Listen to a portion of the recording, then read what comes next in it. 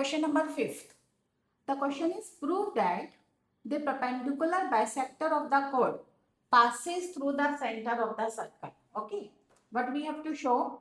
The perpendicular bisector of the chord passes through the center of the circle. So what we will do this question?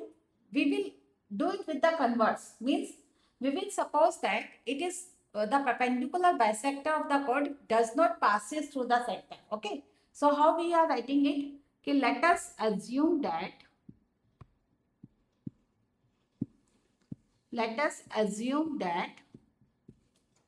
perpendicular bisector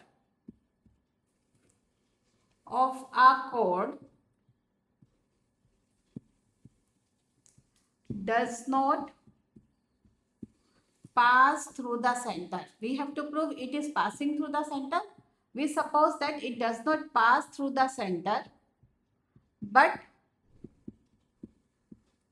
pass through some another point C. Means C we have taken it is not the center of the circle. We are taking it is passing through from some another point C. Okay, C is not a center. We are not taking C as a center. Okay, let us suppose C some another point from where the perpendicular bisector of the chord is passing. So what is the meaning of perpendicular bisector? Means these two angles will be the 90-degree and bisector means AL will be equals to LB, right? Read the statement. It is a perpendicular as well as bisector. So perpendicular means let us suppose this angle is 1 and this angle is 2. So CL is perpendicular to AB, right? So what this implies? Angle 1, angle 2, both of them are 90-degree. And since he was talking about perpendicular bisector, so next thing is what? AL equals to LB, right? Because CL is a perpendicular as well as bisector, right? Now, and now look at the triangle. I will take these two triangles. So, in triangle ALC and triangle BLC, can you see angle 1 equals to angle 2? Both of them are 90. It was given, right?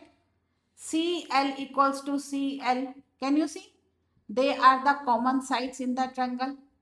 Check karo and check the positions as well. LC second third, LC second third, right? Now furthermore AL equals to LB. AL equals to LB. Why? Because CL is what? Perpendicular भी है and it is bisector भी है on AB, right? Now we have to check for the congruency. It will be which congruency? Always I say pick one triangle. Like suppose I am taking this triangle, right? So what are you using? You are using this angle, you are using this side and you are using this side, right?